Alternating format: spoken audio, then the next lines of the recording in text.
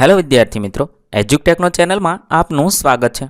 આજે આપણે શીખીશું ધોરણ 8 વિષય સામાજિક વિજ્ઞાનની સ્વાધ્યાયન પોથીનો પાઠ 3 ભારતનો પ્રથમ સ્વાતંત્ર્ય સંગ્રામ।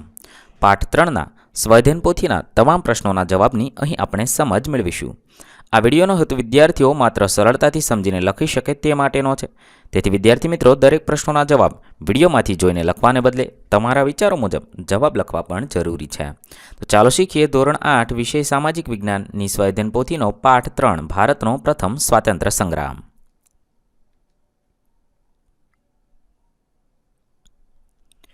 પ્રશ્ન નંબર 1, નીચે આપેલા દરેક પ્રશ્નના ઉત્તર માટે આપેલા વિકલ્પોમાંથી સાચો વિકલ્પ શોધી ખાનામાં લખો। સવાલ નંબર 1, નીચે આપેલ પૈકી કયું કારણ ઈસવીસન 1857ના સ્વાતંત્ર્ય સંગ્રામનું છે? તેના જવાબ માટે 4 ઓપ્શન છે। સાચો ઓપ્શન થશે બી, અંગ્રેજોએ સહાયકારી યોજના અને ખાલસા નીતિ જેવી યોજનાઓથી ઘણા પ્રદેશો હડપ કર્યા। સવાલ નંબર 2, ડેલહાઉસી દ્વારા ખાલસા કરેલ રાજ્ય નીચેના પૈકી કયું નથી? જવાબ થશે ડી, મૈસૂર નથી। સવાલ નંબર 3, ઈસવીસન 1857ના સ્વાતંત્ર્ય સંગ્રામનું કયું વહીવટી કારણ યોગ્ય નથી? જવાબ થશે બી, બ્રિટિશ શાસન દરમિયાન ભારતીય ઉદ્યોગોનો વિકાસ ચરમસીમાએ પહોંચ્યો હતો। આ વહીવટી કારણ યોગ્ય નથી। સવાલ નંબર 4, અંગ્રેજો ભારતને કેવા એકમ તરીકે સ્થાપવા ઈચ્છતા હતા?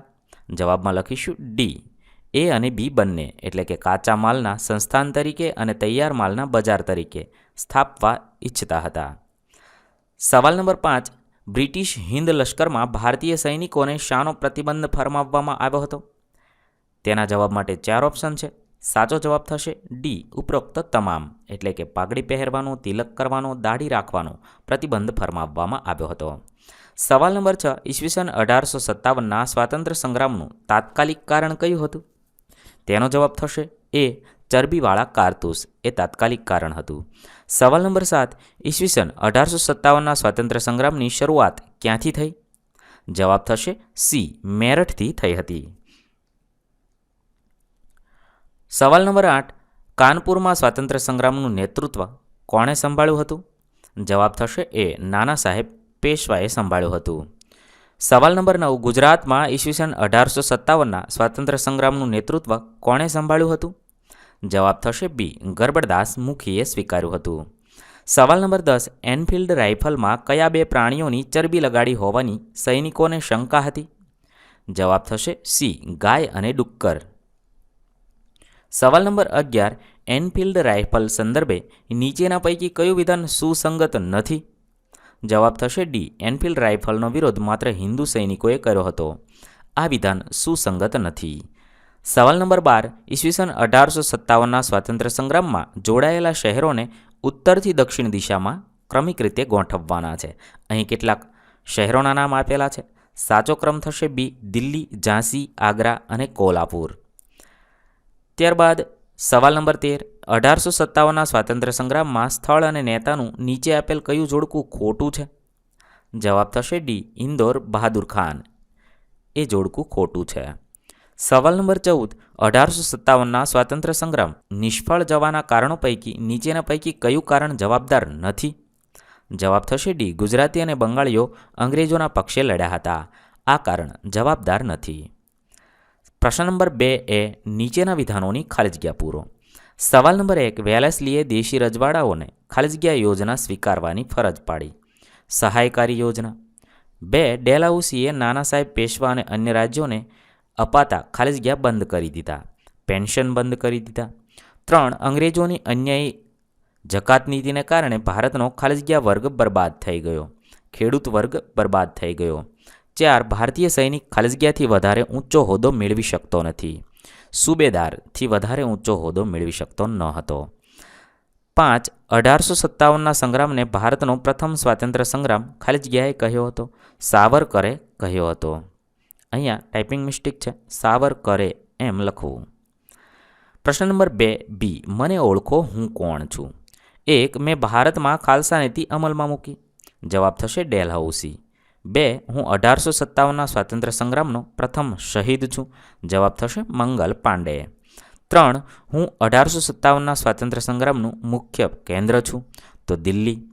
4. 1857ના સંગ્રામ પછી ભારતમાં મારા શાસનનો અંત આવ્યો. British company. 5. મેં ગુજરાતના આણંદથી 1857ના સ્વાતંત્ર્ય સંગ્રામમાં નેતૃત્વ કરેલું. ગરબડદાસ મુખી. પ્રશ્ન નંબર 2C. ખોટા વિધાનો પર છેકો મારી સાચા વિધાનો લખવાના છે. 1. અંગ્રેજોની વહીવટી વ્યવસ્થા ભારતીયો માટે પીડાદાયક કે આરામદાયક હતી?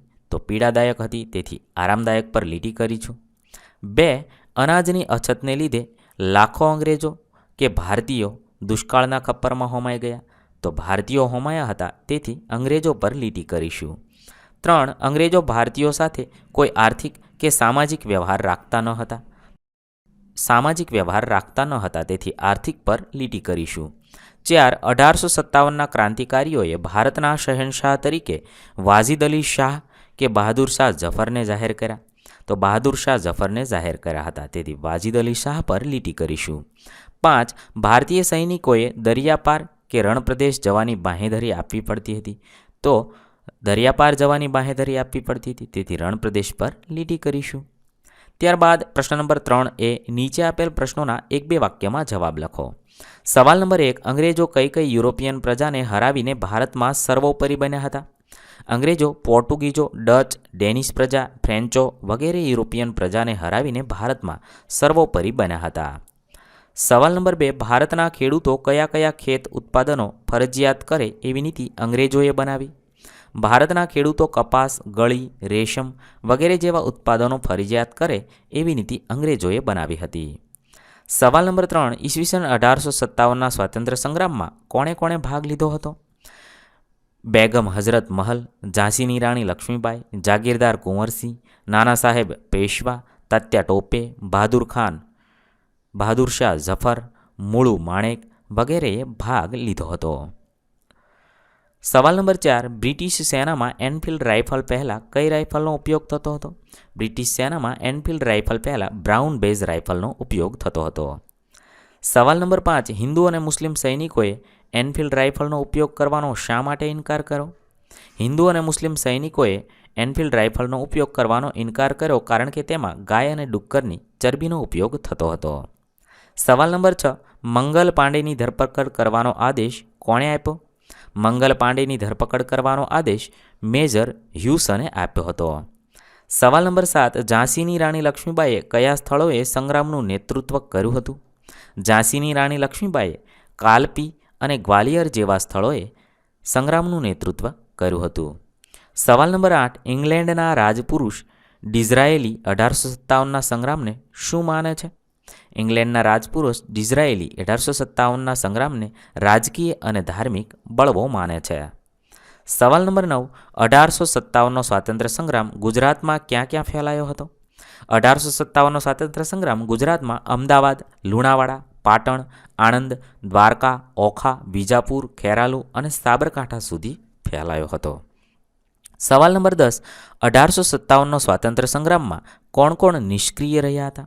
1857ના સ્વાતંત્ર્ય સંગ્રામમાં નોકરિયાતો, શિક્ષિતો અને બુદ્ધિજીવીઓ નિષ્ક્રિય રહ્યા હતા. ત્યારબાદ પ્રશ્ન નંબર 3B. યોગ્ય જોડકા જોડો. વિભાગ અની વિગતને વિભાગ બ સાથે જોડવાની છે. 1. દિલ્હી, તેને જોડીશું ડી એટલે કે બહાદુર શાહ ઝફર, જેણે 1857નું નેતૃત્વ કર્યું હતું. 2. ઝાંસી, રાણી લક્ષ્મીબાઈ, ઈ સાથે જોડીશું. કાનપુર, એ નાના સાહેબ પેશવા સાથે જોડીશું. 4. લખનઉ, બી બેગમ હઝરત મહલ સાથે જોડીશું. 5. જગદીશપુર, સી જાગીરદાર કુંવરસિંહ સાથે જોડીશું. ત્યારબાદ પ્રશ્ન નંબર 4A. નીચે આપેલા શબ્દોની સંકલ્પના સમજાવો. પૈતૃક મિલકત. જવાબ થશે સામાન્ય રીતે કોઈપણ પુરુષને તેના પિતા, દાદા કે વડદાદા પાસેથી વારસામાં પ્રાપ્ત સંપત્તિને પૈતૃક સંપત્તિ કહેવામાં આવે છે. 2. સ્વાતંત્ર્ય સંગ્રામ. કોઈ વ્યક્તિ પોતાની ઈચ્છા અનુસાર રાજ્ય સરકારે ઘડેલા કાયદાની મર્યાદામાં રહીને કાર્ય કરી શકે તેવી સ્વતંત્રતા માટે જે સંગ્રામ કરે તેને સ્વાતંત્ર્ય સંગ્રામ કહે છે. 3. કેન્દ્રીય નેતાગીરી. કોઈ એક જગ્યાએથી સંગ્રામનું નેતૃત્વ કરવામાં આવે તો તેને કેન્દ્રીય નેતાગીરી કહે છે. પ્રશ્ન નંબર 4B. નીચે આપેલા પ્રશ્નોના મુદ્દાસર જવાબ આપો. 1. ઈસવીસન 1857ના સ્વાતંત્ર્ય સંગ્રામના મુખ્ય કારણો કયા કયા હતા? વેલેસ્લી અને ડેલહાઉસીની નીતિઓના કારણે ઘણા રાજ્યો ખાલસા થયા હતા. ઉચ્ચ હોદ્દા પર માત્ર અંગ્રેજોની જ નિમણૂક થતી હતી. અંગ્રેજોની આર્થિક શોષણ નીતિને કારણે ખેડૂતો, કારીગરો વગેરે પાયમાલ થયા હતા. અંગ્રેજો ભારતીયો સાથે તિરસ્કારભર્યા વ્યવહાર કરતા હતા. લશ્કરમાં સૈનિકો સાથે ભેદભાવભર્યું વર્તન કરવામાં આવતું હતું. આ બધા મુખ્ય કારણો હતા. 2. અંગ્રેજોએ ભારતને કઈ રીતે આર્થિક પાયમાલ કર્યું?